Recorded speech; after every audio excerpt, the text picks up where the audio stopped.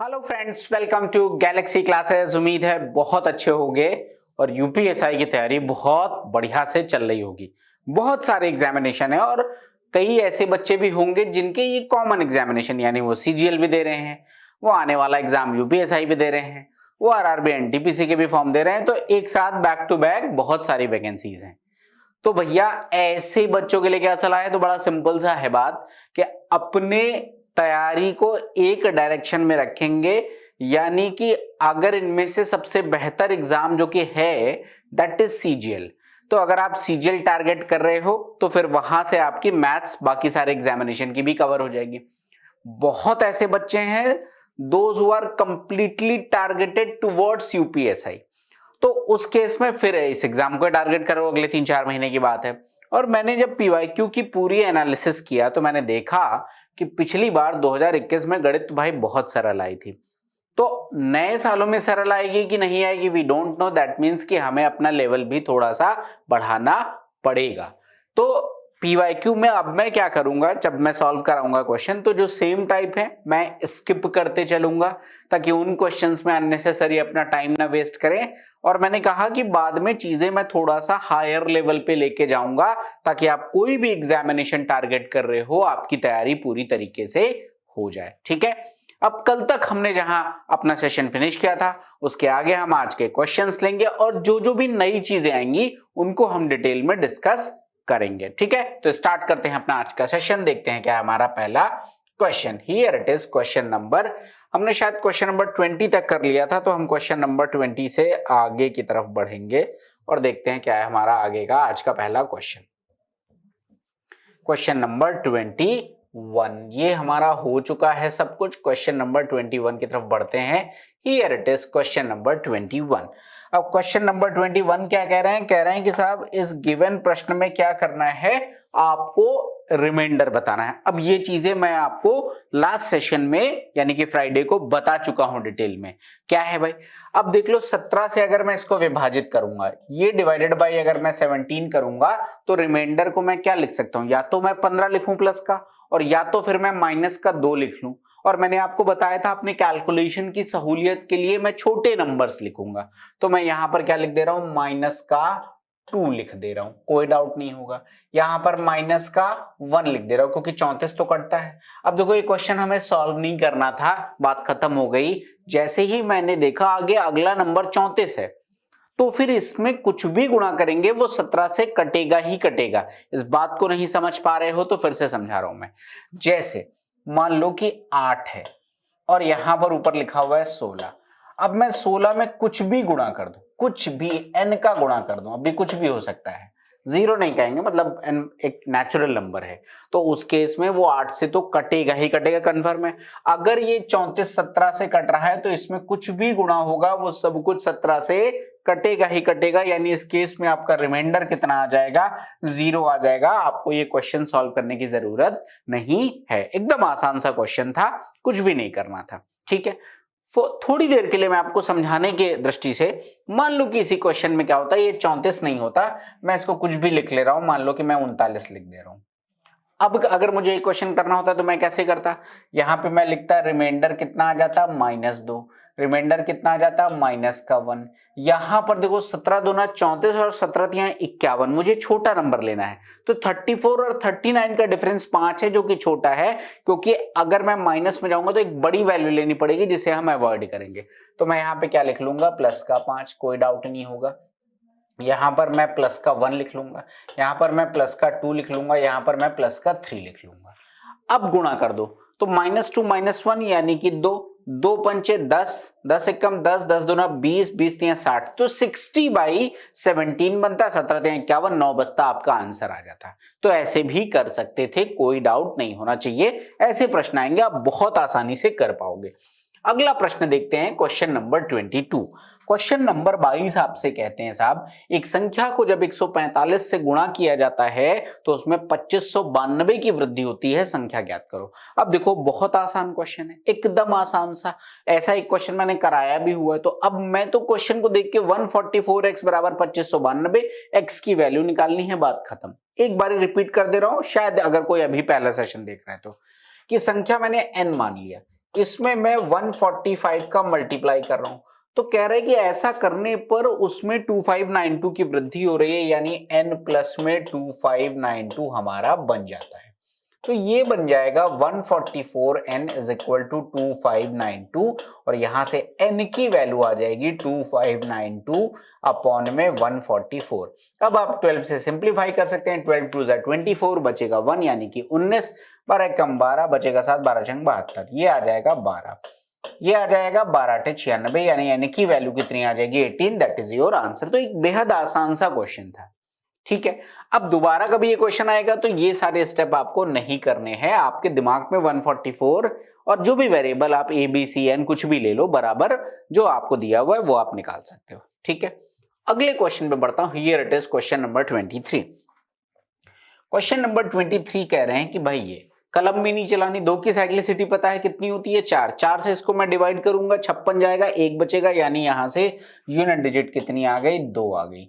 3 की साइक्लिसिटी 4 होती है, 82 को अगर 4 से डिवाइड करोगे तो 80 जाएगा, 2 रिमाइंडर बचेगा, यानी यहां पर क्या आ जाएगा 3 स्क्वायर यानी कि 9, 9 टू 18 यानी कि 8 आपका यूनिट डिजिट आ जाएगा। क्वेश्चन खत्म। साइक्लिसिटी बहुत डिटेल में आपको मैं पढ़ा चुका हूं, तो कोई डाउट यहां पे नहीं होना चाहिए, ठीक है। बढ़ता हूं मैं अगले प्रश्न में और देखता हूं क्या है हमारा अगला क्वेश्चन।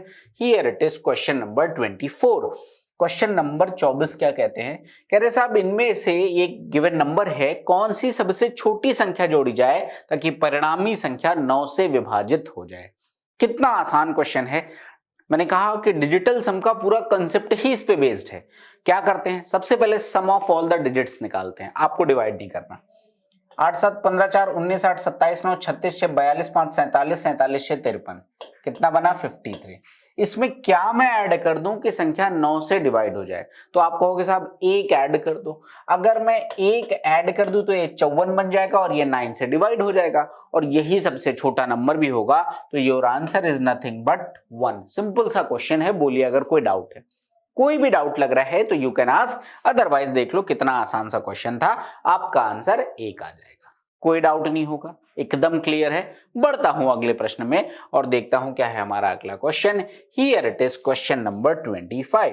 क्वेश्चन नंबर 25 क्या करें, एक संख्या को 6519 से विभाजित करने पर 97 बचता है, तो नंबर आप क्या मान लोगे 65 19 प्लस 97 यानी कि 66 और ये 19 में 3 जाएगा तो 66 16 6616। फिर आप डिवाइड करके चेक कर लो, क्वेश्चन में कुछ नहीं है, मैं करा चुका हूं। अब जो सेम टाइप ऑफ क्वेश्चन होंगे आई विल स्किप, क्योंकि हम कम क्लासेस में ज्यादा कवर करने की कोशिश करेंगे बहुत इत्मीनान से और डिटेल से। अगला प्रश्न, दो संख्याओं के बीच का अंतर 3630 है। बड़ी संख्या को छोटी संख्या से भाग देने पर जो कोशेंट एंड रिमाइंडर वो 30 एंड 5 है। बड़ी संख्या ज्ञात करें, व्हाट इज द बड़ा वाला नंबर। कैसे करेंगे भाई, देखो डिफरेंस मान लो कि x is greater than y, या ये मुझे लिखने की जरूरत नहीं, मैंने मान लिया कि x माइनस वाई बराबर 3630। अब अगली बात आपसे जो यहां पे की जा रही है वो ये कहा जा रहा है कि बड़ी संख्या को छोटी से भाग देने पर भागफल और शेषफल क्रमशः 30 और 5 है। क्या कह रहा है कि अगर बड़ी संख्या x है तो छोटी यानी कि y से भाग देने पर भागफल कितना आ रहा है 30 और रिमाइंडर कितना आ रहा है 5। इसका मतलब अगर मैं लिखूं कि 30y प्लस 5 तो ये बराबर किसके आ जाएगा x के। यहां से मैं लिख सकता हूं 30y minus x is equal to minus का 5 और एक इक्वेशन अपने पास ये दे रखी है, यानी कि ये हो जाएगा x, ये आ जाएगा माइनस का y, बीच में प्लस का साइन और बराबर आ जाएगा 3630 के। क्वेश्चन खत्म है। ये आपका कैंसिल आउट, ये कितना आ जाएगा 29y और ये कितना आ जाएगा 3625। किसके बराबर आ जाएगा 3625। तो y की वैल्यू कितनी आ जाएगी 3625 अपॉन में 29। 29 से कम 29 बचेगा 7 यानी 72। 29 गुणे 2 58 बचेगा कितना 14। 145 29 गुणे 5 यानी y की वैल्यू कितनी आ गई 125। आपसे क्या पूछा गया है, बड़ी संख्या ज्ञात करो। तो बड़ी संख्या तो x है, तो x बराबर कितना आ जाएगा 3630 प्लस में 125, तो 3630 और 100 यानी 3730 plus 25 3755। 3755 is the correct answer of this question. Option number D is the correct answer of this question. बोलिए अगर कोई डाउट है, कोई दिक्कत है, कोई परेशानी है तो please right it down in comment section, otherwise it was an easy question. ठीक है, एकदम सिंपल सा क्वेश्चन है, कोई डाउट नहीं होगा किसी का। बढ़ता हूं अगले प्रश्न में। Here it is, question number 27। जब आप 100 से 1000 तक गिनती करते हो तो अंक 2 कितनी बार आएगा? अब देखो क्वेश्चन इसमें कई टाइप के बनते हैं, लेकिन इस क्वेश्चन के लिए आज मैं जो आपको बताने जा रहा हूं भाई, जनरली मैं कभी नहीं कहता इस बात को कि इसको कंठस्थ कर लीजिएगा, लेकिन इस पर्टिकुलर सिचुएशन के लिए मैं कहूंगा ही कि भाई कंठस्थ कर लेना। कई बारी, बहुत बारी आपके एग्जाम में क्वेश्चन आया हुआ है, तो आपको एक बार समझ में आ जाएगा। ये मतलब इतनी बार आया हुआ है तो एक बार हो जाएगा तो आपको याद रहेगा। देख लो, अब इसका कोई तरीका नहीं है शॉर्टकट। पहली बात तो ये, इसका एक ही तरीका है, दैट इज काउंटिंग। अब काउंटिंग है तो कैसे काउंट करोगे? काउंट करने का तरीका कई है, आपने पहले भी पढ़ा होगा कि पहले यूनिट में कितनी बार 2 आएगा, टेंस में कितनी बार 2 आएगा, 100 में कितनी बार 2 आएगा। इस तरीके से हम निकालते हैं, जो कि सही तरीका है। कुछ और चीजें मैं कह रहा हूं कि भाई इसको भी ध्यान कर लेना, फायदा हो जाएगा। क्या है? जैसे मैं 1 से लेकर और 100 तक की बात करूं और यहां पर 3 नंबर्स की बात करूं कि 0 कितनी बार आएगा, तो 0 दोस्त आता है कितनी बारी? 11 बारी। 1 कितनी बार आएगा? तो 1 आएगा 21 टाइम्स। और 2 से लेके 9 तक की संख्याएं ये कितनी बार आएंगी? तो ये आती हैं 20 बारी। अब आप कहोगे साहब इसका अभी तो मतलब ही क्वेश्चन में नहीं समझ में आया, क्या है? तो पहले मैं मतलब समझाता हूं। जैसे मैंने कहा कि 0 11 बार आता है, जरा काउंट कर देखो कहां कहां आएगा। 10, 20, 30, 40, 50, 60, 70, 80, 90 एंड 100। देख लो 0 कितनी बार आया है भाई? 9 बार तो ये दिख रहा है, 2 बार ये दिख रहा है, 11 बार आ रहा है, सेटिस्फाई हो रहा है। तो कोई ऐसी चीज नहीं बता दी जो अलग थी। ठीक है, अभी आपको सबका एक एक एग्जांपल दे दूंगा ताकि डाउट ना रहे। अब मैंने कहा कि 1 कितनी बार आएगा, तो 1 आ रहा है आपका 21 बारी। अब कहां कहां पर आएगा देख लो। पहला नंबर आपके पास 1 बनेगा, दूसरा नंबर आपके पास 10 बनेगा, फिर 11 बनेगा, फिर 12 बनेगा, फिर 13 बनेगा, यहां से लेकर 19 बन जाएगा। यहां तक कोई डाउट नहीं होगा। फिर 21, फिर 31, फिर 41, फिर 51, फिर 61, फिर 71, फिर 81, फिर 91 और फिर आपके पास 100। यही वो संख्याएं हैं जहां पर 1 आ रहा होगा और कहीं पर 1 नहीं आएगा। अब आप काउंट करके चेक कर सकते हो। देख लो भाई, 2 बार तो ये हो गया, कोई डाउट नहीं है। अब 11 से लेके 19 यानी कि कितनी बार हो गया? 10 बार। कैसे भाई? इसमें 2 बार है तो 2 1 3 1 4, फिर 14 में 5, फिर 15 में 6, 16 में 7, इस तरीके से काउंट करोगे तो यहां से लेकर और यहां तक 10 बारी, और ये आपका आ जाएगा 2 बारी, ये 12 बारी। और ये आपको यहां पे मिल रहा होगा 13, 14, 15, 16, 17, 18, 19, 20, 21। 21 बारी आ गया। यही बात यहां पर लिखी हुई है, तो बात समझ में आ गई होगी। तीसरी बात मैंने लिखा 2 से लेकर 9 तक जितनी संख्याएं हैं ये कितनी बार आती हैं? 20 बार आती हैं। मैंने कहा कि मैं जनरली नहीं कहता कि कंठस्थ करो, लेकिन इसको कह रहा हूं क्योंकि इसका कोई तरीका नहीं और एग्जाम में ये नहीं करना या नंबर नहीं लिखने, तो आपको पता होगा तो डायरेक्ट देख के टिक कर पाओगे। अब जैसे मैं ये देखो तो मैं 2 के केस में आपको दिखा दे रहा हूं कि भाई 2 कितनी बार आएगा। मेरे साथ साथ आप लोग बिल करिएगा। पहली बार तो 2 पे आएगा, फिर आपके पास 12 पे आएगा, फिर आपके पास 20 पर आएगा, फिर आपके पास 21, 22, 23, 24, 25, 26, 27, 28, 29। फिर आपके पास आ जाएगा 32, फिर आ जाएगा 42, फिर आ जाएगा 52, फिर आ जाएगा 62, फिर आ जाएगा 72, फिर आ जाएगा 82, फिर आ जाएगा आपके पास 92। इतनी बारी आपका टोटल ये आ रहा होगा। देख लो कहीं पर कुछ मिस तो नहीं हुआ है, और अब आप काउंट करके चेक कर सकते हो। तो 1 2 3 4 5 6 7 8 9 10 11 12 13 14 15 16 17 18 19 20, यही आपका लिखा हुआ है। और अब मैंने कहा कि 2 से लेकर 9 तक हर नंबर 20 बार ही आएगा। जैसे 3 आप चेक करोगे तो 3 आ जाएगा, 13 आ जाएगा, 30 आ जाएगा, पहले तो यही आ जाएगा। और फिर 30 जैसे लिखोगे फिर 31 32 से लेकर 39 तक, और फिर ये सारे नंबर 33 43 53 ऐसे ही आएगा। तो अब एक आपको सैक्रोसेंट स्टेटमेंट पता चल गया। दोबारा कभी किसी भी नंबर के लिए आएगा तो अब आपको डायरेक्ट पता होगा ये बात कहां से आया, मैंने आपको बता दिया। अब 1 से लेकर 1000 तक की कहानी देख लेते हैं। ये बातें आपको क्लियर हो गई होंगी कहां से आ रही हैं। तो अब चलो इसको हटा देते हैं और जरा कुछ और बातें लिख लेते हैं ताकि भविष्य में कभी इस तरह का प्रश्न आए। और पिछली बार बहुत बारी पूछा गया, इसलिए आपको एक बार डिटेल में बता दे रहा हूं, इसको जरूर से नोट डाउन कर लीजिएगा। ठीक है, अब आ जाता हूं कि अगर 1 से 1000 तक की कहानी, अगर 1 से 1000 तक की कहानी है और यहां पर आपसे पूछा जाए 0 कितनी बार आएगा, तो साहब 121 बारी आएगा। 1 कितनी बार आएगा, तो 301 बारी आएगा। 2 से लेकर 9 तक कितनी बारी आएंगे, तो ये 300 बारी आएंगे। अब ये चीज आपको मतलब कहीं पे लिख लो, 2-4 बार कर लोगे, याद हो जाएगा। ठीक है, तो अब अगर ये बात अपने को समझ में आती है, तो अब देख लो कह रहा है कि 100 से लेके 1000 तक 2 कितनी बार आएगा। तो 1 से लेकर 100 तक 2 आता है 20 बारी, 1 से लेके 1000 तक आता है 300 बारी। तो आपको 100 तक नहीं लेना, 100 से 1000 लेना है। तो 1 से 1000 में 300 बारी आ रहा है और 1 से लेके 100 के बीच में 20 बारी आ रहा है, घटा दीजिए, यानी 280 बार आपका क्या आ जाएगा, 2 आ जाएगा। So option number D is the correct answer of this question. Option number D आपके इस प्रश्न का सही वाला उत्तर होगा। इन चीजों को लिख लीजिएगा कहीं पर, बार बार रिवाइज कर लीजिएगा। इस प्रकार का प्रश्न ना जाने कितनी बार पूछा गया है, अब आप बहुत आराम से कर सकते हो। बाकी एग्जामिनर को अगर वेरिएशन करना होगा तो फिर वो आपका कर ही लेगा, फिर आपको वो चेक करना होगा। ठीक है, आई होप कोई डाउट नहीं होगा। अगर इस टाइप का प्रश्न आएगा, चूंकि बहुत बार पूछा हुआ है, तो भाई ये डेटा है जो आपके काम आ जाएगा, अदरवाइज हम कैलकुलेट कर सकते हैं। कैलकुलेट करने का एक और भी तरीका है, लेकिन वही है कि उसका कोई एक यूनिवर्सल तरीका नहीं होता कि इकाई में 2 कितनी बारी आ रहा है, सबसे पहले वो नंबर निकाल लो, फिर दहाई में 2 कितनी बारी आ रहा है वो नंबर निकाल लो, फिर सैकड़े में कितनी बारी आ रहा है वो नंबर निकाल लो, फिर उनको उठा के जोड़ दो और आपका काम बन जाएगा। तो वैसे भी कर सकते हैं, बट ये एक चीज है जिससे आपका काम थोड़ा आसान हो जाएगा। तो भविष्य में कभी ये प्रश्न आए तो बहुत आराम से करिएगा। इस प्रश्न का आंसर होगा 280। आई होप कोई डाउट आपको नहीं होना चाहिए। बढ़ता हूं मैं अगले प्रश्न में। Here it is question number 28। अब देख लो क्वेश्चन नंबर 28 क्या कह रहे हैं, इसको विभाजित करने पर शेषफल ज्ञात कीजिए। कैसे होगा, मैंने आपको ये सारे प्रश्नों का लॉजिक बता दिया।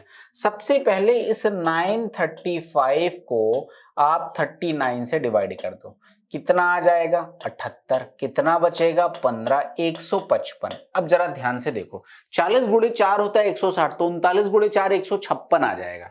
अगर मैं इसको 4 कर दूं तो ये 156 बनेगा, यानी रिमाइंडर तो -1 हो जाएगा। रिमाइंडर -1 तो होता नहीं, क्योंकि माइनस में रिमाइंडर लिखते नहीं, यानी एक्चुअल रिमाइंडर हो जाएगा 39 - 1 विच इज 38। ठीक है, आंसर भी 38 आएगा। लेकिन आपके मन में सवाल आएगा कि साहब पावर तो 123 लिखा हुआ था, तो अगर इतने में इतने को डिवाइड करते टाइम रिमाइंडर है -1, उसकी पावर 123 करेंगे तो दिस विल अगेन बी -1। तो एक्चुअल रिमाइंडर कितना आ जाएगा 39 - 1 यानी 38। ऑप्शन नंबर बी आपके इस प्रश्न का सही वाला उत्तर है। ये सारी चीजें बता चुका हूं कल के क्लास में, यानी फ्राइडे वाली क्लास में, तो आपको पूरी तरीके से आइडिया होगा कि ये क्यों हो रहा है। आई होप कोई डाउट नहीं होगा। अगर किसी का कोई डाउट है तो कमेंट सेक्शन में लिख दीजिएगा, हम डिटेल में चीजें कवर कर लेंगे। ठीक है, अगले प्रश्न की तरफ बढ़ते हैं। Here it is question number 29, number of trailing zeros. अब ये क्वेश्चन बहुत आसान है। फैक्टोरियल 15245 में ट्रेलिंग जीरोस कितने हैं, तो आपको 2 और 5 में गिनना है किसकी संख्या कम आएगी। मुझे पता है 5 कम आएगी, तो मैंने क्या लिखा 15245, और अब मैं क्या करूंगा 5 से काट दूंगा। 5 3 जा 15 0, 5 4 जा 20, 5 9 जा 45, 5 6 जा 30 0, 5 9 जा 45। ये आ जाएगा 5 5 2 जा 10, 5 1 जा 5। ये आ जाएगा 5 2 जा 10, बचेगा आपके पास 2, 21, 5 4 जा 20, ये आ जाएगा आपके पास 4। This is the answer. उठा के काउंट कर लीजिए, आपको आंसर है 9 9 18 1 19 19 4 23 4 27, लास्ट में 7 आएगा। कैरी ऑन 2, 4 2 6 2 8 2 10 का 0, कैरी ऑन 1। ये आपका आ जाएगा 6 1 7 1 8। 807 कहां पर बन रहा है, यहां पर बन रहा है, तो ये 3807 is the correct answer of this question. Simple question था, ऑलरेडी करा चुका हूं। मैंने बताया यहां पर मैक्सिमम पावर ऑफ 5 पूछ लेता, मैक्सिमम पावर ऑफ 7 पूछ लेता, सेम तरीके से हम क्वेश्चन करते और आराम से आपका आंसर आ जाता, यानी एक ही क्वेश्चन से दोनों चीजें निकल सकती हैं। कोई डाउट नहीं होगा। अगर डाउट है, दिक्कत है, परेशानी है, तुरंत कमेंट सेक्शन में लिखिए। रेस्ट आई टेक केयर कि आपको चीजें मैं बेहतर तरीके से समझा पाऊं। ठीक है, बढ़ता हूं मैं अगले प्रश्न में और देखता हूं क्या है हमारा अगला प्रश्न। Here it is question number 30। Find the number of factors. अब देखो फैक्टर्स की बात अभी तक नहीं आई थी, लेकिन ये बात आ गई तो आपको डिटेल में जरा समझाते हैं। हालांकि इसमें बहुत डीप डाइव नहीं किया है, लेकिन मैं आपको थोड़ा सा डिटेलिंग में बता दूंगा, तो जरा फैक्टर को डिटेल में समझते हैं। क्या है फैक्टर, क्या कहानी है, समझते हैं। मैं आपके सामने एक सिंपल सा नंबर ले रहा हूं, जैसे मैंने कहा दोस्त 12। तो सबसे पहले इसके फैक्टर क्या होंगे, मतलब ऐसी संख्याएं जो इसको डिवाइड करें। ठीक है, तो आप कॉमन सेंस के बेस पे बताओ, क्या ये 1 से कटेगा? बिल्कुल कटेगा। क्या ये 2 से कटेगा? जी हाँ बिल्कुल कटेगा। 3 से कटेगा? यस। 4 से कटेगा? यस। 6 से कटेगा? 12 से कटेगा। तो इसके फैक्टर की संख्या कितनी आ जाएगी? 6 आ जाएगी। तो अगर मुझसे पूछा गया होता कि भैया टोटल नंबर ऑफ फैक्टर कितने हैं, तो आप बहुत आसानी से बता देते कि टोटल नंबर ऑफ फैक्टर यहां पर 1 2 3 4 6 12 है। अगर मैं पूछता यहां से कि नंबर ऑफ इवन फैक्टर कितने हैं, तो बहुत सिंपल हो जाता।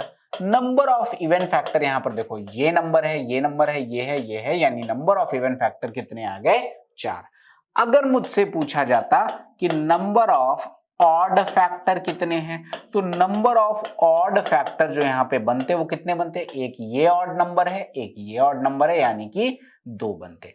अगर मुझसे पूछा जाता कि सम ऑफ फैक्टर्स कितना होगा, इसमें है कहने को तो बहुत कुछ है फैक्टर में, इतने वेरिएशन कराए जा सकते हैं कि पूछिए मत। लेकिन पहले मैंने कहा कि मेरा ओरिएंटेशन टुवर्ड्स यूपीएसआई रहेगा।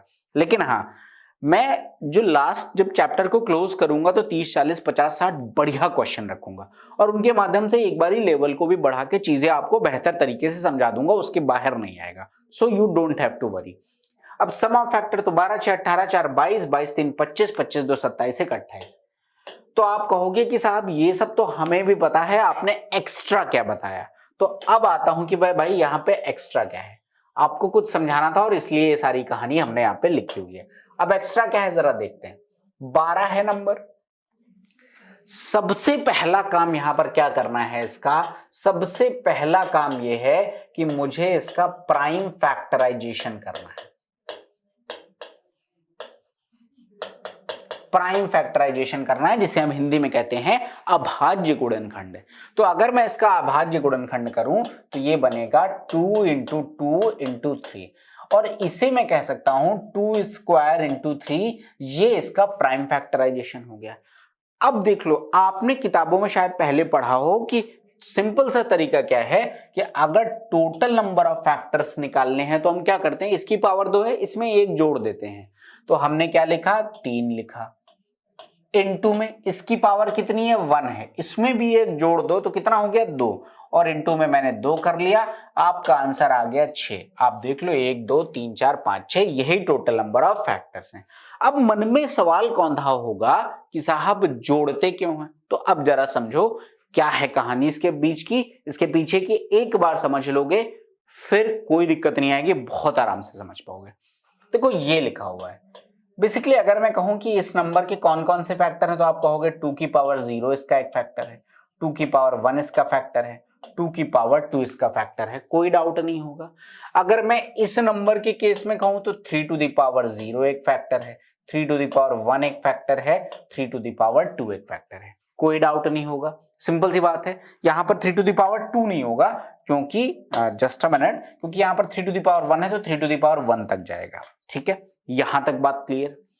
अब देखो टोटल फैक्टर बनते कहां से, ये सारी कहानी यहां पे लिखी हुई है। अब मैं रियल टाइम में आपको बना के दिखाऊंगा कि देख लो ये वैल्यू तो 1 होती है, तो एक बार मैंने इसका गुणा इससे किया, क्या बना? 1 × 1 यानी कि 1 आ गया। फिर इसका गुणा इससे किया तो ये 1 × 3 यानी 3 आ गया, कोई डाउट नहीं होगा। आगे बढ़ो। अब ये वैल्यू 2 लिखी हुई है, अब मैं क्या करूंगा, मैं अलग कलर से जाता हूं जरा। अब मैं अगला फैक्टर 2 टू द पावर 1 को 3 टू द पावर 0 यानी 1 से गुणा करूंगा तो 2 इंटू 1 यानी 2 बन जाएगा, और 2 इंटू में 3 करेंगे कितना बन जाएगा, 6 बन जाएगा। अब तीसरा क्या है, ये गुणा कर दीजिए, ये है 4, ये है 1 तो बनेगा 4, और ये है 4, ये है 3 तो ये बन जाएगा 12। देखो क्या यही फैक्टर आपने नहीं लिखे थे, आपके पास 1 वहां पर आपको मिल गया, 2 भी मिल रहा है, 3 भी मिल रहा है, 4 भी मिल रहा है, 6 भी मिल रहा है, 12 मिल रहा है। तो फैक्टर कहां से बनते हैं ये बात आपको समझ में आ गई होगी कि फैक्टर बनाना कोई रॉकेट साइंस नहीं है, बेसिक बातों से आपके फैक्टर बनते हैं, यहां तक कोई डाउट नहीं होगा। ठीक है, एकदम सिंपल सी बात है, बहुत बेसिक से ही आपको समझा रहा हूं। अब जरा मैं इसी में नेक्स्ट पार्ट में आता हूं, यहां तक तो बात आपको समझ में आ गई, लेकिन ये even factor, odd factor, sum of factor, ये सारी बातें आपको यहीं से मैं समझाता हूं। अब देखो, अगर मुझे बताना है कि किसी चीज के इवन फैक्टर कितने होंगे, जरा मेरी बात ध्यान से सुनिएगा। मैंने कहा कि मुझे बताना है किसी चीज के इवन फैक्टर कितने होंगे, तो भाई इवन फैक्टर का मतलब ये हुआ कि संख्या 2 से नहीं कटनी चाहिए, क्योंकि अगर 2 से कट गई तो इवन हो जाएगी। तो ये नंबर तो अपने पास 2 लिखा हुआ है और ये नंबर अपने पास 4 लिखा हुआ है, तो इसमें मैं कुछ भी गुणा करूंगा तो वो तो इवन आ जाएगा, बोलो हाँ या ना। इसमें मैं कुछ भी गुणा करूंगा तो वो नंबर क्या आ जाएगा, इवन आ जाएगा, और मुझे इवन फैक्टर बताने हैं। लेकिन अगर मैं 1 में कुछ भी गुणा करूंगा, 2 की पावर 0 का मतलब क्या हुआ, 1 हुआ, तो 1 में तो मैं जैसे नंबर का गुणा करूंगा उस हिसाब से ऑड इवन आएगा, तो इसको तो मैं डिसाइड नहीं कर सकता। लेकिन यहां से तय है कि अगर मैंने 2 में किसी भी संख्या का गुणा किया तो मुझे सम संख्या मिलेगी, अगर मैंने 4 में किसी भी संख्या का गुणा किया तो मुझे सम संख्या मिलेगी। तो अगर मुझे इवन फैक्टर यहां से निकालने होते तो अब गुणा करके देख लो, 2 इंटू 1 यानी कि 2, 2 इंटू में 3 यानी कि 6, 4 इंटू 1 यानी कि 4, 4 इंटू 3 यानी कि 12। देख लो क्या यही वाले इवन फैक्टर आपने नहीं लिखे थे, ये आपका इवन फैक्टर है, ये इवन फैक्टर है, ये इवन फैक्टर है, ये इवन फैक्टर, ये चारों इवन फैक्टर है, वही आपको मिल गया। अब आ जाता हूं मैं ऑड फैक्टर निकालते टाइम कि साहब ये ऑड फैक्टर क्या होता है, विषम। तो अगर 2 से गुणा करोगे तो क्या विषम फैक्टर मिलेगा या विषम संख्या मिलेगी, बिल्कुल नहीं मिलेगी, कोई डाउट नहीं है इस बात में। इसका मतलब ऑड निकालने के लिए 2 से विभाजित होने वाली संख्या है तो नहीं लिख सकता, इसका मतलब इस बार इनको हटा दो, क्योंकि इनसे अगर मैं कुछ भी गुणा करूंगा तो वो तो इवन फैक्टर मिल जाएगा, तो मुझे ऑड चाहिए, तो ये मुझे हटाना पड़ेगा। अब बचाइए, अब बचाइए, तो अब देख लो जरा, येलो से लिखा था, येलो से ही लिखते हैं। अब बचा आपके पास ये, अब आप यहां पे चेक कर लो, सिंपल सी बात है। अब अगर मैं चेक करूं तो देखो 1 इंटू 3 यानी कि 3, 1 इंटू 1 था ये, 1 इंटू 1 यानी कि 1, और 1 इंटू 3 यानी कि ये, यही आपके पास ऑड फैक्टर आ गया। अब इसको अगर मुझे डायरेक्ट लिखना है, क्योंकि हर क्वेश्चन में मैं इस तरीके से गुणा भाग करके तो नहीं देखूंगा, कोई ना कोई तरीका होना चाहिए। तो अब तरीका क्या है जरा समझते हैं। तरीका ये है कि अब देख लो, जब मुझे टोटल निकालने होते हैं factor, total number of factor, तो जो भी प्राइम फैक्टराइजेशन बनता है, जो भी उसमें पावर्स बनी, उनमें सब में एक एक जोड़ के गुणा कर देते हैं। जैसे यहां पर मैंने इसमें 1 जोड़ा था तो 3 लिखा, इसमें 1 जोड़ा तो 2 लिखा और गुणा कर दिया। 1 क्यों जोड़ा उसका लॉजिक आपको मिल चुका होगा, क्योंकि ये भी आपने यहां पर लिया है, ये भी लिया है, आपको वही चीज नहीं दिख रही थी, इसलिए हमने 1 जोड़ा हुआ है। तो ये टोटल नंबर ऑफ फैक्टर निकालने का तरीका आ गया होगा, कोई डाउट नहीं होगी। अब आता हूं इवन फैक्टर। तो इवन फैक्टर निकालते टाइम क्या करना है कि देख लो, आपके पास यहां पर आपने 3 लिया था, लेकिन जब मैं इवन फैक्टर निकाल रहा हूं तो मैं इसको तो कंसीडर ही नहीं कर रहा हूं। इवन फैक्टर निकालते टाइम सिर्फ मैं इन दोनों को कंसीडर कर रहा हूं। इन दोनों को कंसीडर करने का मतलब जो इसकी वैल्यू है वो एज इट इज यूज कर ले रहा हूं, या अगर मैं इसको कहूं a to the power x और b to the power y है। अब अगर मैं टोटल नंबर ऑफ फैक्टर बताऊं, टोटल नंबर ऑफ फैक्टर, तो वो क्या हुआ, x प्लस 1 इंटू में y प्लस 1। यहां तक कोई डाउट नहीं होगा, ये तो समझ गए। अब मुझे अगर इवन फैक्टर बताने हैं, यहां पर मुझे अगर इवन फैक्टर बताना है तो इवन फैक्टर क्या होगा जरा समझिए।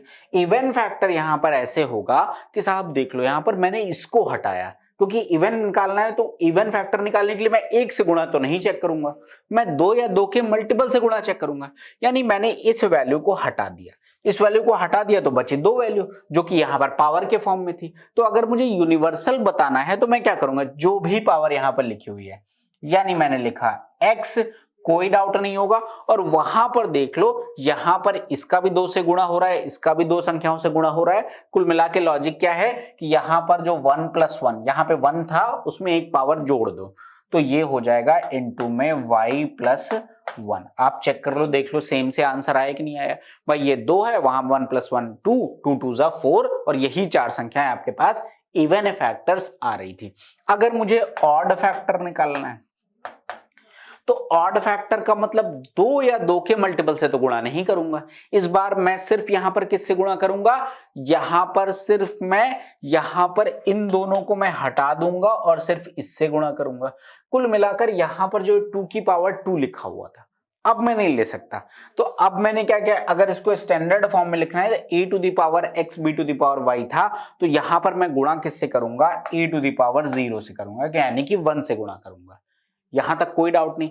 और यहां पर देखो ये 2 संख्याएं हैं, यानी एक जुड़ रहा है, तो यहां पे आ जाएगा y + 1, ये आपका आंसर आ जाएगा।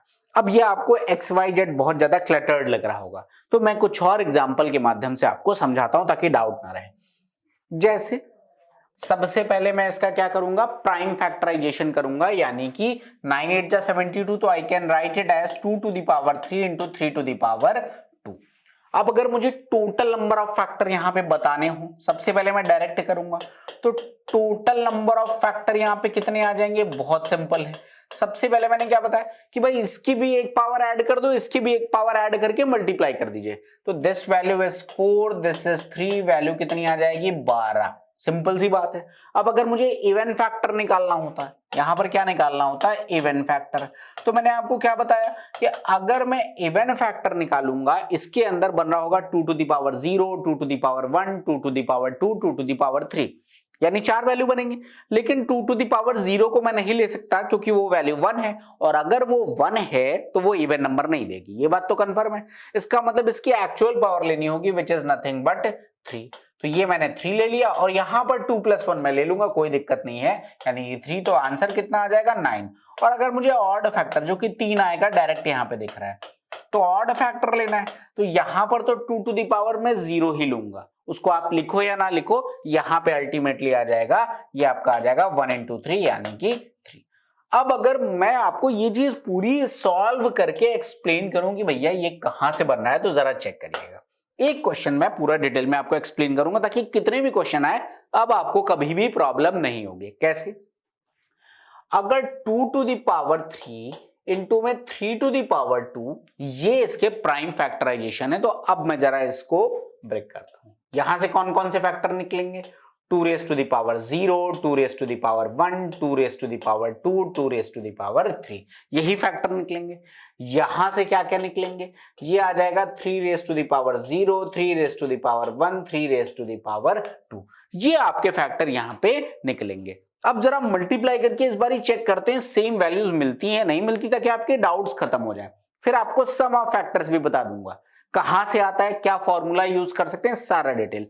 सबसे पहले जरा यहां से मैं नंबर निकालता हूं, देख लो ये 1 है, ये 1 है, तो 1 × 1 यानी कि 1 आ जाएगा, 1 × 3 यानी कि 3 आ जाएगा, 1 × 9 तो ये वैल्यू आ गई 9। अब ये 2 × 1 दिस इज 2, 2 × 3 दिस इज 6, 2 × में 9 ये कितना आ जाएगा 18, ये आ गया। अब इसको हटा लो, 4 × 1 यानी कि 4, 4 × 3 दिस इज 12, 4 × 9 ये आ जाएगा 36, 9 ये 8, 8 × में 1 यानी कि 8, 8 × में 3 दिस इज 24, और 8 × में 9 यानी कि 72।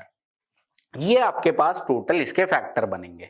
जो आपको 12 दिख रहे हैं, आपने 12 यहां से भी कैलकुलेट कर लिए, सेम बातें आ रही, कौन कौन से नंबर सब कुछ आ गया।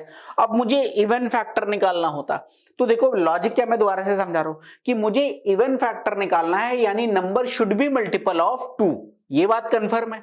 इसका मतलब इवन फैक्टर निकालते टाइम मैं इसको नहीं ले सकता क्योंकि ये तो 1 लिखा हुआ है, सिर्फ मुझे ये 3 वैल्यू लेनी है, यानी 3। तो यही चीज एज इट इज लिख लिया था हमने 3, यहां तक बात क्लियर होगी। और यहां पर देख लो गुणा कितने हैं, 3 वैल्यूज से हो रहा है, जो कि मैंने यहाँ पे 3 लिखा हुआ है, 0 1 2 इन सारी से हो रहा है। तो यहां से 3 × 3 9 बना था, वो आपको यहाँ पे चेक भी हो रहा होगा। ये देख लो, ये सारे के सारे आपके इवन नंबर्स हैं, तो मैंने डायरेक्ट आंसर लिख लिया यहाँ पे 9। लॉजिक आपको समझ में आ गया होगा। ऑड फैक्टर की अगर बात करोगे तो अब 2 के मल्टीपल मैं नहीं ले सकता, तो ये सारे कट जाएंगे, सिर्फ ये बचेगा। अब 1 इंटू 3 देख लो, 1 इंटू 3 आपका 3 आया, तो ये आपके ऑड फैक्टर आ गए, इवन फैक्टर आ गए, टोटल नंबर ऑफ फैक्टर आ गए, यहां तक कोई डाउट नहीं होगा। अब लास्ट में आ जाता हूं जरा मैं, सम ऑफ फैक्टर्स क्या होगा। तो सम ऑफ फैक्टर निकालने का तरीका क्या होता है, पहले सिंपल तरीका देख लो, ये कितना बना हुआ है 1, ये बना है 2, तो देख लो ये 8, 8 4 12, 12 2 14, 1 15, तो यहां से बन गया, और ये कितना बन गया 9, 9 3 12, 12 1 13, तो 15 गुणे 13, ये आपके पास सम ऑफ फैक्टर्स आ गया। यहां तक कोई डाउट नहीं होगा, एकदम क्लियर है। लेकिन ऐसे इस प्रश्न को किया नहीं जाएगा, क्योंकि अगर बहुत बड़ा नंबर हो तो क्या आप ऐसे करेंगे, हालांकि इससे भी निकालने में टाइम नहीं लगेगा, बट फिर भी अगर ये मान लो 2 टू द पावर 9 तक होता है तो क्या बार बार ऐसे करते, नहीं। तो अब देख लो, अगर कहीं पर लिखा हुआ है 2 to the power 0, 2 to the power 1, 2 to the power 2, 2 to the power 3, तो ये सीरीज कैसे दिख रही है, क्योंकि आपके एग्जामिनेशन में सीरीज बहुत इंपॉर्टेंट है। एपी जीपी पे खूब भर भर के क्वेश्चन पूछे गए, एपी पे ज्यादा पूछे गए हैं, जीपी पे कम, लेकिन आया है तो we have to cover everything. तो ये सीरीज कैसी है, गुणोत्तर श्रेणी है, और गुणोत्तर श्रेणी में अलग से सीरीज पढ़ाऊंगा, इसलिए अभी डायरेक्ट फॉर्मूला बता रहा हूं। गुणोत्तर श्रेणी है तो गुणोत्तर श्रेणी के n पदों के योगफल का फॉर्मूला होता है a इंटू में r to the power n minus 1 upon में r माइनस 1। अब ये क्या होता है मैं एक्सप्लेन कर दे रहा हूं, अगर किसी भाई को नहीं पता। a is nothing but first term, ये क्या आ जाएगा आपका पहला पद, और जो ये r होता है, r को हम कहते हैं कॉमन रेशियो, या हिंदी में हम लोग इसे कहते हैं सर्वानुपात। ये आपका लिखा हुआ है कॉमन रेशियो। कॉमन रेशियो का मतलब जैसे मैंने लिखा, यहां पर कोई भी एक नंबर लिख लेना, 2 फिर 4 फिर 8 फिर 16 फिर 32, तो कॉमन रेशियो क्या होगा 32 बटे में 16, ये बराबर हो जाएगा 16 बटे 8 बराबर 8 बटे 4, तो दिस इज कॉमन रेशियो। तो यहां पर हर नंबर से दूसरे नंबर में 2 का गुणा हुआ है, तभी मुझे अगला नंबर मिला है। ये बात कंफर्म है। अब देख लो 2 टू द पावर 1 में 2 का गुणा करेंगे तो 2 की पावर 2 बनेगा, फिर 2 की पावर 3 बनेगा, यानी कॉमन रेशियो इस केस में कितना आ जाएगा आपके पास, वो 2 आ जाएगा। n कितना है, तो पदों की संख्या आपके सामने निकालनी है, और कुछ नहीं है। जरा मैं लगा के देखता हूं सेम वैल्यू आती कि नहीं। तो a का मतलब फर्स्ट टर्म क्या है 1, r का मतलब यहां पर 2 है तो 2, पदों की संख्या टोटल कितनी है 4 माइनस 1 अपॉन में r माइनस 1 यानी 2 माइनस 1, 16 माइनस 1 15, देख लो सेम वैल्यू मिल रही है, कोई डाउट नहीं। अब जैसे ये आपके पास आया, अब जरा इसको चेक करो, a यहां पर कितना है 1, r to the power n minus 1, यहां पे r to the power n minus 1, ये वैल्यू आ जाएगी। r कितना है यहाँ पे 3, पदों की संख्या कितनी है 3 माइनस 1 अपॉन में r minus 1 which is 3 minus 1, ये आपके पास आ जाएगा 27 माइनस 1 26 बटे 2 यानी कि 13। देख लो यही वैल्यू तो आपके पास आई थी। तो ये भी हम जीपी के हेल्प से डायरेक्ट निकाल सकते हैं। आई होप ये बात आपको क्लियर हो गई होगी, कोई डाउट इसमें नहीं होगा, ताकि अब गुणनखंड का कोई क्वेश्चन आएगा तो आप खट से कर पाओगे। अब जरा मैं आता हूं अपने क्वेश्चन पे, जो क्वेश्चन हमने छोड़ा था। ये था क्वेश्चन कि 1540 में गुणनखंडों की संख्या बताओ, नंबर ऑफ फैक्टर्स बताने हैं। कैसे करूंगा मैं इस क्वेश्चन को। अब देख लो ये 1540 है, अगर आपको याद हो थोड़ी सी टेबल, चूंकि मेंसुरेशन खूब हम करते हैं, 22 गुणे 7 154 होता है, ये बात अगर याद है तो क्वेश्चन खत्म है, नहीं तो आप फैक्टर करिएगा, ये तो आपकी कैलकुलेशन स्पीड पर है। तो 22 का मतलब 2 इंटू 11 और इंटू में 7, ये 154 बन गया, और 10 के लिए 2 इंटू 5 कर लिया, 1540 बन गया। सिंपल सी बात है। अब मैं देखता हूं ये कितना बना, 2 raise to the power 2 into में 5 इंटू में 7 इंटू में 11, ये वैल्यू बन गई। अब देख लो आपसे गुणनखंडों की संख्या बतानी है, तो यहां 2 प्लस 1 ले लेंगे, यहां पर 1 है 1 है 1 है, तो यहां से भी 2 आ जाएगा, यहां से भी 2 आ जाएगा, यहां से भी 2 आ जाएगा। 3 2 जा 6 2 जा 12 2 जा 24, यानी गुणनखंडों की संख्या कितनी आ जाएगी, तो ये आपका आंसर आ जाएगा 24। अगर आपसे यहां पर पूछा जाता कि इवन गुणनखंड कितने हैं, इवन गुणनखंड कितने हैं, तो आपको क्या करना था, यहां पर ये 3 न लेकर 2 ही ले लेना था। तो ये आ जाता 2 एज इट इज, क्योंकि 2 की पावर 1 को मैंने हटा दिया, 2 की पावर 0 को मैंने हटा दिया, और यहां पर 2 इंटू 2 इंटू 2 इंटू 2, तो ये आ जाएगा इंटू 2 इंटू 2 इंटू 2, यानी इवन गुणनखंड बनेंगे 16। ऑड अगर मुझे निकालना होता तो ऑड की वैल्यू कितनी आ जाती, तो ऑड यहां पर अगर 24 टोटल है, ये इतने हैं 16, तो ये बनेंगे कितने 8। यहां तक बात आपको क्लियर हो गई होगी। कोई भी क्वेश्चन आएगा, अगर मुझे सम ऑफ फैक्टर्स यहां से पूछा जाता तो मैं डायरेक्ट देखता सबसे। अब ये तो देखो डायरेक्ट है, ये वैल्यू तो भाई आपके पास सामने ही दिख रही है, यहां से क्या बनेगा, यहां से क्या बनेगा, यहां से बनेगा, तो मुझे फॉर्मूला बहुत ज्यादा लगाने की जरूरत नहीं है। बड़ी वैल्यू होती तो मैं फॉर्मूला लगा के यहाँ पे कैलकुलेट कर लेता। आई होप ये बात क्लियर होगी, कोई डाउट नहीं होगा। मैं बढ़ता हूं अगले प्रश्न की तरफ और देखता हूं क्या है हमारा अगला क्वेश्चन। क्वेश्चन नंबर 31 कह रहे हैं कि साहब इसका यूनिट प्लेस क्या होगा। 2 है यहां पर, 4 से इसको डिवाइड करोगे 148 चला जाएगा, एक बचेगा, 2 टू द पावर 1 में 2 आता है, क्वेश्चन खत्म। Option number D is the correct answer. अगर कोई मान लो कभी कभी बीच में आते हैं लोग, भाई पहली मेरी क्लास 1 देखना, साइक्लिसिटी को बहुत डिटेल में एक्सप्लेन किया हुआ है, तब जाके ये क्वेश्चन 5 सेकंड 2 सेकंड 3 सेकंड में आराम से होते हैं। तो यूपीएसआई कुल मिला के कोई दम नहीं है आपका, बहुत आराम से हो जाएगा। भाग के एक प्रश्न में भाजक भागफल का 12 गुना, शेषफल का 24 गुना है, शेषफल 8 है, भाज्य ज्ञात कीजिए।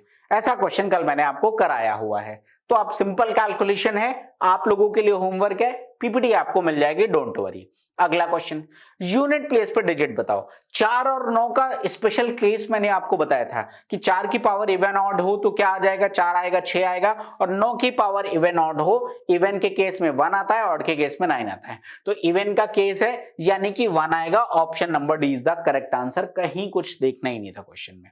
अगला क्वेश्चन, अब देख लो ये क्वेश्चन क्या है, आपको रिमाइंडर बताना है। 441 21 का स्क्वायर होता है, फैक्टर है, डायरेक्ट आप कर सकते हो, कुछ भी क्वेश्चन नहीं है। कम से कम ढंग के क्वेश्चन में देखते हैं। जब एक संख्या को 7611 से विभाजित किया जाता है तो शेषफल 91 बनता है, उस संख्या को 59 से विभाजित किया जाएगा। करा चुका हूं 2 क्वेश्चन ऐसे। भाई 7611 में 91 ऐड कर दो, फिर जो नंबर आएगा 59 से डिवाइड कर लो। मैंने कहा था कि फर्स्ट ऐसा नंबर निकाल लो, फिर आपका डायरेक्ट क्वेश्चन हो जाएगा। तो ये भी क्वेश्चन बहुत आसान है। अब क्या कह रहे हैं, क्वेश्चन नंबर 36 देखते हैं, थोड़ा सा डिफरेंट लग रहा है। कह रहे हैं 226644 में से किस मिनिमम वैल्यू को घटाया जाए जिससे कि प्राप्त संख्या 16 से विभाज्य हो। अब मैंने आपको 16 की डिविजिबिलिटी बताई दी कि भैया 16 से चेक करना है तो लास्ट की 4 डिजिट पे फोकस करो, और यहां से ही हम यहां पे इस क्वेश्चन में जुगाड़ लगाएंगे। अगर मैं 16 से काटूं तो 16 4 जा 64, बचेगा कितना, 2, 2 का मतलब 24, 16 एक कम 16 बचेगा 8 यानी 84, 16 पंचे 80, तो 4 रिमाइंडर बच रहा है। कितना बच रहा है, 4 रिमाइंडर। मैंने क्या किया, इस 6644 को 16 से डिवाइड किया और मैंने पाया कि शेषफल कितना बच रहा है, 4। यानी अगर मैं 4 घटा दूं तो ये संख्या 16 से कट जाएगी। तो यही पूछ रहा है क्वेश्चन में कि किस न्यूनतम संख्या को घटाया जाए कि आपका काम आ जाएगा, तो वो न्यूनतम संख्या 4 होगी। अगर आप इसमें 4 घटा दोगे यानी आपका नंबर बनेगा 226640, ये आपका नंबर बनेगा। इसमें अगर आप 16 से भाग दे दोगे तो ये संख्या कट जाएगी। लॉजिक समझ में आ गया? तो अब आपको समझ में आ रहा होगा, अगर 8 से होगा तो मैं लास्ट के 3 डिजिट लूंगा, 16 से होगा तो मैं लास्ट के 4 डिजिट लूंगा, अगर 32 से डिविजिबिलिटी होती तो मैं लास्ट के 5 डिजिट पे साथ क्वेश्चन कर रहा होता। ये सारे लॉजिक आपको मैं बता चुका हूं। तो आई होप ये क्वेश्चन क्लियर हो गया होगा, कोई डाउट नहीं होगा। अगले प्रश्न में बढ़ता हूं, देखता हूं क्या है हमारा अगला question. Here it is question number 37। कह रहे हैं कि साहब how many numbers up to 880 are divisible by both 3 and 5। यहां पर देखो 2 तरह के क्वेश्चन बनते हैं। एक कहते हैं या तो 3 से या 5 से या दोनों से। एक क्वेश्चन ऐसा भी आता है, वो क्वेश्चन थोड़ा सा बड़ा है, हालांकि उसके ट्रिक्स हैं, लेकिन बेसिक जब तक ना समझो डायरेक्ट ट्रिक बता दो तो मजा नहीं आता। और ये क्वेश्चन तो पूछा गया जो 3 और 5 दोनों से विभाज्य हो। तो कोई एक ऐसा नंबर जो 3 से भी कटे और 5 से भी कटे, वो क्या होगा, एलसीएम होगा 3 और 5 का। तो सबसे पहले तो इन दोनों नंबर का जो एलसीएम निकालूंगा, वो एलसीएम आ जाएगा हमारे पास कितना, 15। एलसीएम कितना आ जाएगा, 15। बोलो कोई डाउट है, कोई दिक्कत है, कोई परेशानी है? तो एलसीएम आ गया अपने पास 15, यहां तक कोई डाउट नहीं होगा। अब मैं बढ़ता हूं कि भैया यहां पर आगे क्या करेंगे, यहां तक क्लियर है, कोई डाउट नहीं है। अब इसके बाद क्या करना है, 880 तक कितनी संख्या होंगी। तो पहला संख्या जो 15 से कटेगी वो तो 15 ही होगी, तो ए की वैल्यू आ गई।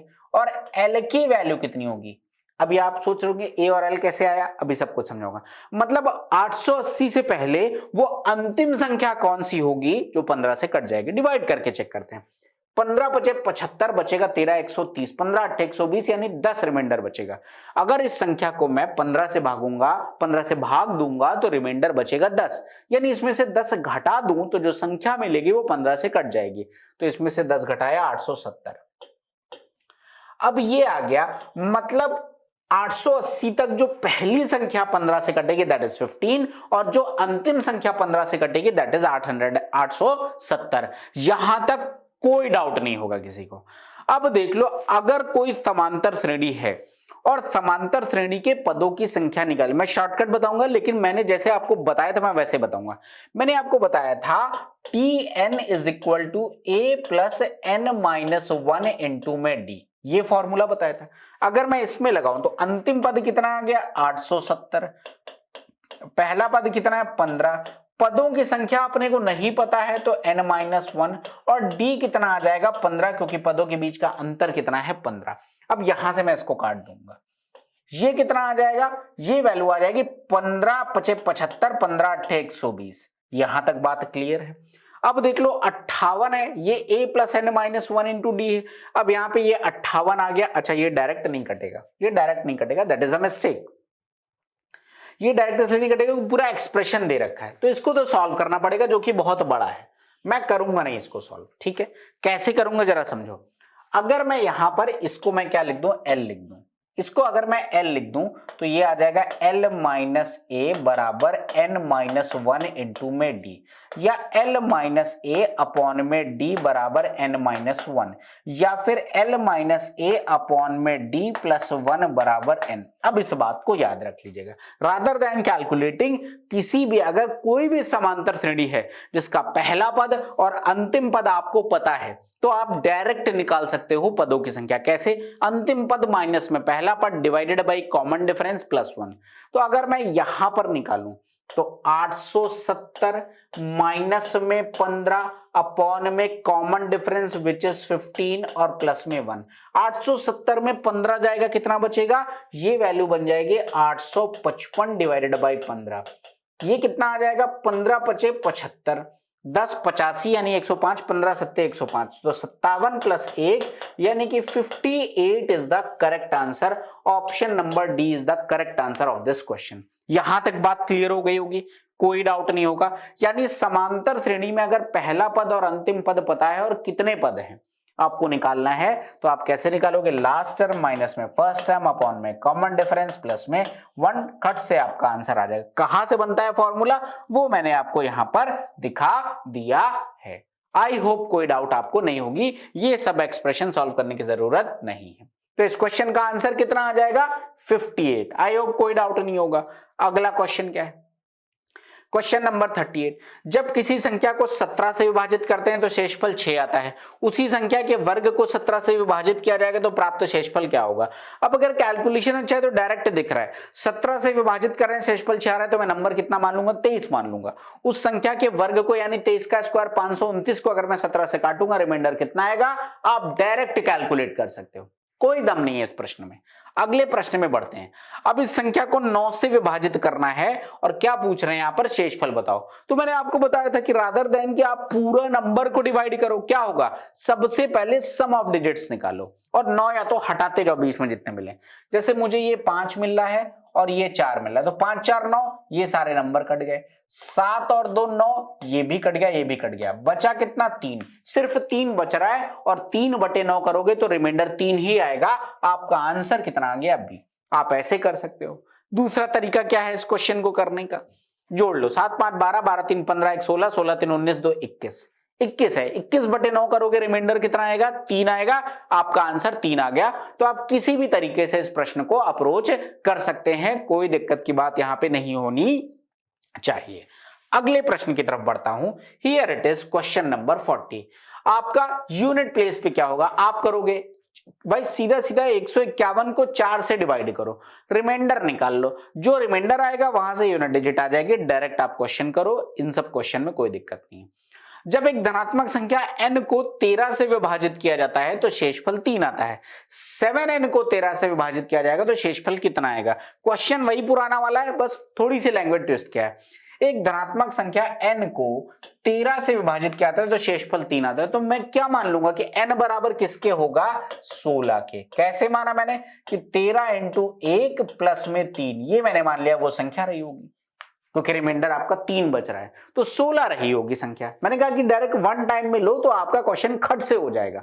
अब कह रहे हैं कि 7n तो 16 सत्ते 112।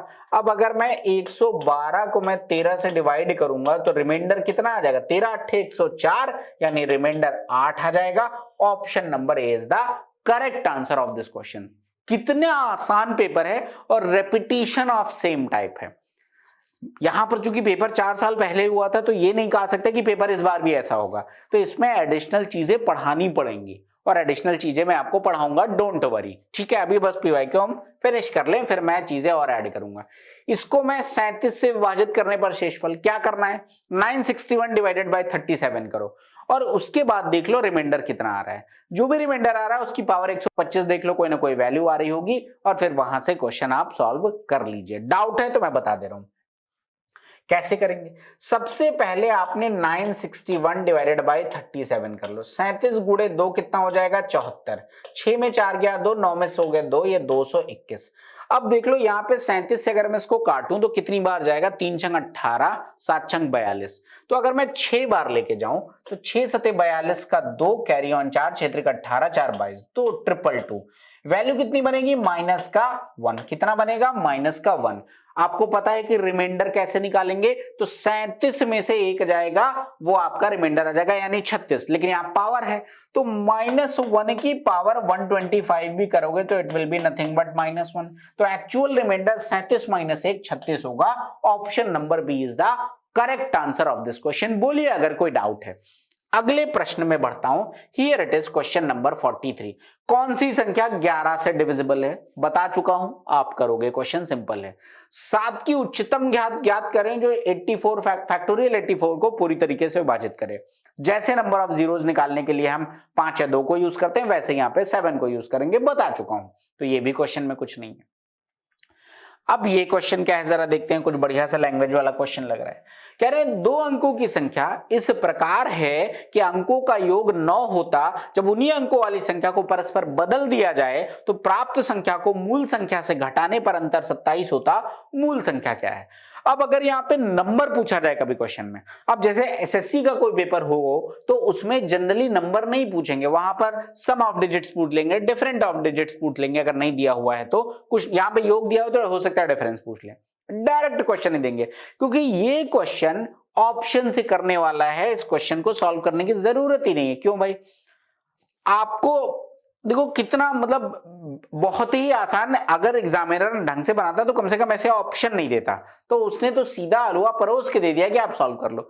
कह रहे हैं अंकों का योगफल 9 है, यहां पे 9 है ही नहीं योगफल, तो क्वेश्चन ही क्या करेंगे। 11 है, 15 है, ये 13, यही आंसर है, बात खत्म। एक ही ऐसा ऑप्शन है जिसके अंकों का योगफल 9 है, तो मुझे आगे सॉल्व करने की जरूरत ही नहीं है। बाकी चेक करने के लिए इसके अंकों को बदल दोगे तो दूसरी संख्या 36 बनेगी। अब 63 में से 36 घटाओगे, डिफरेंस 27 आ जाएगा। सारी कंडीशन सेटिस्फाई। अगर मल्टीपल ऑप्शन होते तो मैं ये दूसरी कंडीशन भी लगा के चेक करता। मल्टीपल कंडीशन नहीं है तो मुझे ये लगाने की जरूरत नहीं है। आई होप ये बात क्लियर होगी, कोई डाउट नहीं होगा। अगले प्रश्न में बढ़ता हूं, देखता हूं क्या है हमारा क्वेश्चन नंबर 46। जब एक धनात्मक संख्या n को 12 से विभाजित किया जाता है तो शेषफल 4 आता है। इतना पढ़ते ही दिमाग में संख्या 16 बन जानी चाहिए। अब जब 8n को डिवाइड किया जाएगा यानी कि 16 8 128 को करेंगे तो शेषफल क्या आएगा, आप डायरेक्ट कर सकते हो। आपका आंसर आ चुका है 12 से काट के। किसी संख्या को 617 से विभाजित करने पर शेषफल 99 मिलता है। मतलब 6171 में अगर 99 जोड़ोगे तो कितना बन जाएगा, 6270। फिर उसको 51 से काट लो, जो भी रिमाइंडर आएगा, तो कुछ था ही नहीं। इसको 35 से विभाजित करना है, सेम लॉजिक है भाई। 979 को आप 35 से डिवाइड करो, जो रिमाइंडर आएगा उसकी पावर लगाओ और सॉल्व करो। बता चुका हूं, इसलिए ये सारे आपके क्या है। नंबर ऑफ ट्रेलिंग जीरोस 475, 5 आप निकाल लो, यहां पर कुछ भी ऐसा नहीं है क्वेश्चन में। 2 अंकों की एक संख्या के अंकों का योगफल 8 है। अंकों की संख्या को व्युत्क्रमी यानी रेसिप्रोकल कर लेते हैं, तो फिर प्राप्त संख्या, व्युत्क्रमित का मतलब रेसिप्रोकल नहीं है, व्युत्क्रमित का मतलब यहां पर क्या है, डिजिट्स, यूनिट को टेंस बना दो, टेंस को यूनिट बना दो। एक नई संख्या प्राप्त की आती है। जब नई संख्या को मूल संख्या से घटाया जाता है तो अंतर 36 होता है। नई संख्या बताओ। क्वेश्चन सॉल्व नहीं करना, क्यों, ऑप्शन की हेल्प से करेंगे। इसका बेसिक लॉजिक भी आपको बताऊंगा। जब मैंने कहा कि मैं लास्ट में आपको थोड़ा ढंग के क्वेश्चन कराऊंगा 40-50, तो बेसिक लॉजिक भी आपके क्लियर कराऊंगा। भैया 30 है, आपसे कह रहा है अंकों का योगफल 8 है, पहला ऑप्शन ऐसे ही कट गया, ये 10 है, नहीं हो सकता, 6 2 8 एक ही ऑप्शन बन रहा है, तो ऑप्शन नंबर बी ही आपका आंसर होगा। मुझे सॉल्व करने की जरूरत नहीं है, बहुत आसान क्वेश्चन। इकाई का अंक क्या है आप करोगे, कोई क्वेश्चन में दम नहीं है। आप देख लो, how many times does the digit 8 appears when you count between 100 to 1000। अब अभी मैंने जस्ट आपको एक क्वेश्चन कराया कि भैया 1 से लेकर अगर 1000 तक संख्या हो तो शून्य कितनी बार आता है, 1 कितनी बार आता है, 1 आता है 301 बारी, और 2 से लेकर 9 तक की सारी संख्याएं कितनी बार आती हैं, तो वो आती है 300 बारी। अब 2 से लेकर 9 तक सारी संख्याएं 1000 तक आती हैं 300 बारी, और 100 तक आती हैं 20 बारी, तो 300 माइनस 20 यानी 280 आंसर होगा। मैंने आपको ये क्वेश्चन का लॉजिक आपको एक्सप्लेन किया हुआ, तो अब मैं डायरेक्ट कर सकता हूं rather than counting each and every time. तो ये भी क्वेश्चन बहुत आसान है। दो संख्याओं के बीच का अंतर 3820 है। बड़ी संख्या को छोटी संख्या से विभाजित करने पर भागफल और शेषफल 32 और 7 है, बड़ी संख्या ज्ञात करो। ऐसा एक क्वेश्चन मैंने किया हुआ है, थोड़ा सा कैलकुलेशन है, आप करोगे, क्वेश्चन में कोई दम नहीं है। अब कह रहे हैं इसमें इकाई का स्थान क्या होगा। अब भैया इसको सिंप्लीफाई कर लो, वैल्यू कट रही होगी 4 से काटने के बाद, जो भी आ रहा होगा इकाई का अंक वही आपका आंसर होगा। तो ये भी क्वेश्चन में कुछ नहीं है। ये नंबर क्या लिखा हुआ, अगर डाउट है तो ये लिखा हुआ है 12568 कंप्लीट 157 सही 157/4, मतलब 12568 सही 157/4। This is the number, direct कर सकते हैं, कोई दम नहीं है इस क्वेश्चन में। 100 से लेकर 1000 तक 3 कितनी बार आएगा, 280 बार आएगा। अभी जस्ट वही बताया, 2 से लेकर 9 के बीच की कोई संख्या है तो कुछ है ही नहीं, सेम ही क्वेश्चन रिपीट हो रहा है। ट्रेलिंग जीरोस आपको निकालने, आप निकाल सकते हो, मैं सब बता चुका हूं, तो इसमें कुछ है ही नहीं। 16 से विभाजित करते हैं तो शेषफल 7 बचता है, यानी संख्या 23 हो जाएगी। संख्या का वर्ग यानी 23 का स्क्वायर 529 को 16 से करेंगे, क्या आएगा आप निकाल सकते हो। शून्यों की संख्या देख लो, कितना आसान पेपर पूछा गया है, कोई दम ही नहीं है पेपर में। गुणनखंडों की संख्या 52, 529 900 में गुणनखंडों की संख्या कैसे करेंगे। अब देख लो फैक्टराइजेशन में, अगर आपको याद है ये बात, तो आपको दिख रहा है ये 23 इंटू में 23 और इंटू में 100 का मतलब 2 स्क्वायर इंटू में 5 स्क्वायर, तो आपका बन गया 2 square into 5 square into 23 square. ये बन गया इनका फैक्टर। भाई ये 100 का गुणा हुआ होगा तब 00 आएगा, और 100 का मतलब कितना हो गया, 4 गुणे में 25, तो ये 4 है, ये 25 है। तो अब गुणनखंडों की संख्या पूछ रहे, तो ये आ जाएगा 3, ये आ जाएगा 3, ये आ जाएगा 3। आंसर कितना आ गया, 27 आपका आंसर आ गया। तो आपका जितना कैलकुलेशन अच्छा होगा, आप उतनी तेजी से ऐसे प्रश्नों को कर सकते हो, कुछ भी नहीं है ऐसे प्रश्नों में। यहां तक बात क्लियर है। क्वेश्चन नंबर 60, यूनिट डिजिट बताओगे इस प्रोडक्ट में। अब ये सब क्वेश्चन देखो कितने बच्चों वाले, मुझे थोड़े से अच्छे क्वेश्चन कराने ही पड़ेंगे, क्योंकि पीवाईक्यू में कोई दम नहीं है, बहुत आसान है। तो मैं आपको अलग से क्वेश्चंस कराऊंगा, ताकि आपको थोड़ा सा और लेवल बढ़ा के, कि एग्जामिनर थोड़ा सा कठिन भी बनाएगा तो कहां तक जाएगा, I will cover each and everything. अब ये क्वेश्चन है तो कुछ नहीं करना भैया, यहां से उठा लो 7 इंटू 7 9, मतलब 49 का 9, 9 त्रिक 27 का 7, 7 एकम 7, 7 दूना 14 का 4, 4 तिया 12 का 2, 2 दूना 4। तो आपका आंसर कितना आ गया, ये आ गया। तो दोस्तों मैं सेशन यहाँ पे आपका फिनिश कर रहा हूं, ठीक है। और अब क्या है भैया, ये पीडीएफ मैं आपको प्रोवाइड कर दे रहा हूं, ये पीडीएफ मैं आपको प्रोवाइड कर दे रहा हूं। इस पीडीएफ को आप सॉल्व करिए। मैं यहां से कुछ परे कंसेप्ट पे थोड़े से डिफिकल्ट क्वेश्चन आप लोगों के लिए लेके आऊंगा। पीवाईक्यू में अगर कुछ नया है, लगभग 150-152 क्वेश्चन है, वो आपको पीडीएफ प्रोवाइड कर दे रहा हूं, सॉल्व कर लीजिए। कुछ डाउट आए तो कमेंट सेक्शन में पूछ लीजिएगा, मैं देख लूंगा कि इसमें से कुछ अच्छे क्वेश्चंस है तो उनको सॉल्व करा के, और अपनी तरफ से फिर टॉपिक बाय टॉपिक कुछ बेहतरीन क्वेश्चंस आपको कराऊंगा, ताकि आपकी चीजें बेहतर तरीके से क्लियर हो जाएं। आई होप ये बात आपको क्लियर होगी। ये पीडीएफ आपको कमेंट सेक्शन में, यानी वीडियो के कमेंट सेक्शन में मिल जाएगा, आप वहां से डाउनलोड कर लीजिएगा और डाउनलोड करके सॉल्व करिएगा। बाकी इसके बाद का जो होगा मैं आपको थोड़ा सा डिटेल में यहाँ पे कराऊंगा। Thank you.